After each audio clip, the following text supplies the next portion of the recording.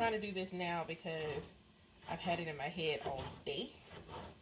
Um, but hi, this is Ianifa Owini Adina Bakomi Shambo, and I've seen this question circulating, and I've answered it from my own lineage journey on lives, but I realized I have never done like an individual video answering the question. And the question is about beginning the journey in Orisha tradition with Ifa. And so I just wanted to do, I'm not going to say quick video, just a video to kind of do it from my perspective. So one of the things that I would suggest is understanding, one, there are multiple Orisha traditions. And I think that's the thing. Everyone explains it from their own tradition and their own lineage. And I think one of the things that needs to be said is there are multiple. There is no way, there is no the way, there are many ways to come to the tradition. And each path has its own medicine. Each lineage has its own medicine. And so it's important for you to, as you're learning about the Orishas, as you're learning about Ifa, as you're learning about West African culture, religion, or any spiritual practice from an African sense, that you learn about the various ways that it manifests, especially if you're in the diaspora. Because of the transatlantic slave trade, there are so many different versions, not versions, but children from the original tradition. That's what they are. The derived religions are the children of the mother religion that was originally on the continent. So determining whether it is the mother religion that you need, do you need it from the continent? Do you need it from someone within the diaspora? There are many pieces to that equation. So that's one of the things that I would consider, but it's not where I would stop. As you are doing that work, I would say Ori work. So what is your Ori? In a very literal sense, in Yoruba the word means head, but it is your consciousness.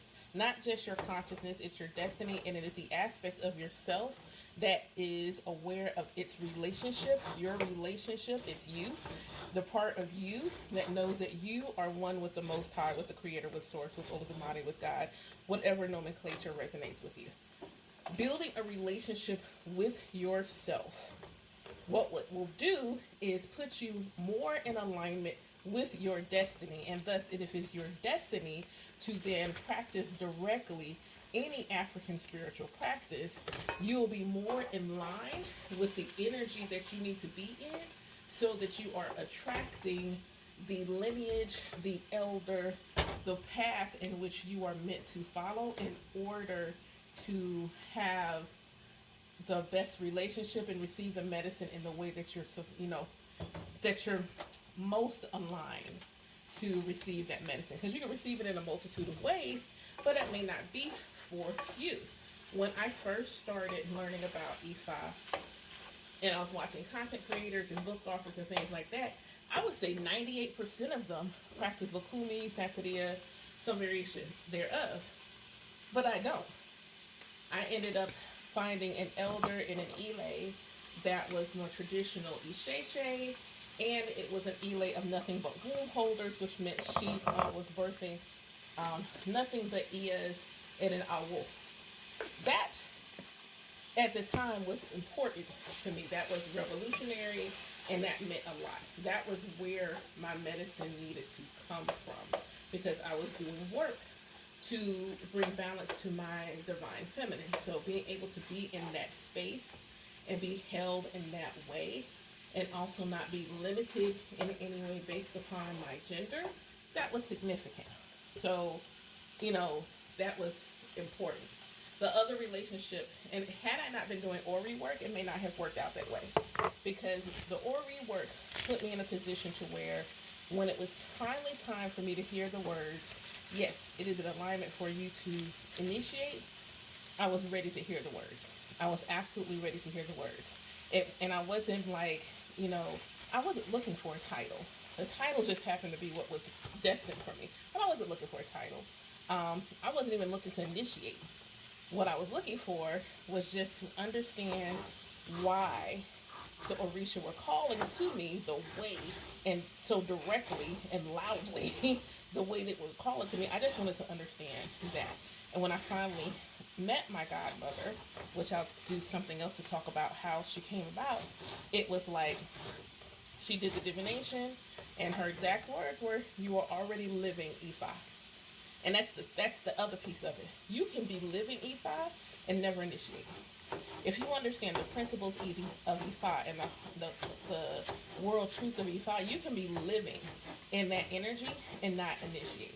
So again, it's a matter of, are you meant to initiate? Are you simply meant to receive the medicine that E5 has, even if you never initiate? I have godchildren. They're not, even if it comes up, they're not rushing. They're not trying to collect anything. It's not a race. They are simply enjoying the relationship that they are establishing within themselves and thus establishing with the tradition, but they're just not in a space of becoming an official devotee through hand of E5 or taking it a step further and going to receive any orishas or anything like that. They're simply living E5. They're simply living it.